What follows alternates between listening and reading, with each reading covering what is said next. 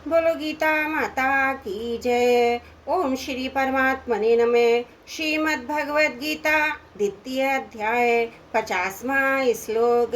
बुद्धि युक्तो जहातीय उभे सुकृत दुष्कृते तस्माद् योगायुज्यस्य योग कर्म सुकौशलम। समबुद्धि युक्त पुरुष पुण्य और पाप दोनों को इसी लोक में त्याग देता है, अर्थात उनसे मुक्त हो जाता है। इससे तू समत्व रूप योग में लग जा।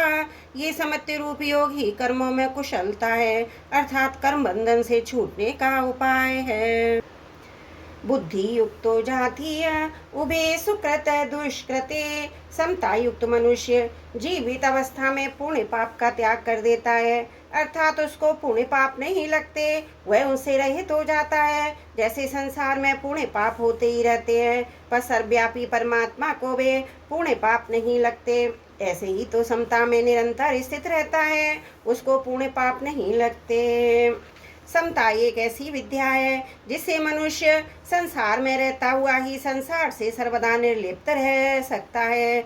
जैसे कमल का पत्ता जल से ही उत्पन्न होता है और जल में ही रहता है, पर वह जल से लिप्त नहीं होता, ऐसे ही समता युक्त पुरुष संसार में रहते हुए भी संसार से निर्लिप्त रहता है। पुण्य पाप उसका स्पर्श नहीं करते, अर्थात पुण्य पाप से असंग हो जाता है। वास्तव में स्वयं चेतन स्वरूप पुण्य पाप से रहित है ही। केवल असत पदार्थों शरीर आदि के साथ संबंध जोड़ने से ही पुण्य पाप लगते हैं। अगर ये असत पदार्थों के साथ संबंध ना जोड़े तो ये आकाश की तरह निर्लिप्त रहेगा, इसको पुण्य पाप नहीं लगेंगे। तस्माद् योगाय युज्यस्व, इसलिए तुम योग में लग जाओ, अर्थात निरंतर समता में स्थित रहो। वास्तव में समता तुम्हारा स्वरूप है, अतः तुम नित्य निरंतर समता में ही स्थित रहते हो। केवल राग द्वेष के कारण तुमको उस समता का अनुभव नहीं हो रहा। अगर तुम हरदम समता में स्थित ना रहते तो सुख और दुख का ज्ञान तुम्हें कैसे होता, क्योंकि ये दोनों ही अलग अलग हैं। जब इन दोनों का तुम्हें ज्ञान होता है तो तुम उनके आने जाने में सदा समरूप से रहते हो। इसी समता का तुम अनुभव करो। योग है कर्म सुकौशलम, कर्मों में योग ही कुशलता है, अर्थात कर्मों की सिद्धि असिद्धि में, उन कर्मों के फल की प्राप्ति अप्राप्ति में सम रहना ही कर्मों में कुशलता है। उत्पत्ति विनाशील कर्मों में योग के सिवा दूसरी कोई महत्व की चीज नहीं है। इन पदों में भगवान ने योग की परिभाषा नहीं बताई, परंतु योग की महिमा बताई है। अगर इन पदों का अर्थ कर्मों में कुशलता ही योग है ऐसा किया जाए तो क्या आपत्ति है। अगर ऐसा अर्थ किया जाए तो बड़ी कुशलता से सावधानी पूर्वक चोरी करता है, इसका वह चोरी रूप कर्म भी योग हो जाएगा, अतः ऐसा अर्थ करना अनुचित है। कोई कह सकता है कि हम तो विहित कर्मों को ही कुशलता पूर्वक करने का नाम योग मानते हैं, परंतु ऐसा मानने से मनुष्य कुशलता पूर्वक सांगोपांग किए गए कर्मों के फल में बंध जाएगा, जिससे उसकी स्थिति समता में नहीं रहेगी। अतः यहाँ कर्मों में योग ही कुशलता है ऐसा अर्थ लेना ही उचित है, कारण कि कर्मों को करते हुए भी जिसके अंतकरण में समता रहती है वह कर्म उनके फल में बंधेगा नहीं। इसलिए उत्पत्ति विनाशशील कर्मों को करते हुए सम रहना ही कुशलता है, बुद्धिमानी है। दूसरी बात, पीछे के दो श्लोकों में इस श्लोक के पूर्वार्ध में भी योग का ही प्रसंग है, कुशलता का प्रसंग ही नहीं, इसलिए भी कर्मों में योग की कुशलता है। ये अर्थ लेना प्रसंग के अनुसार ही युक्ति युक्त है।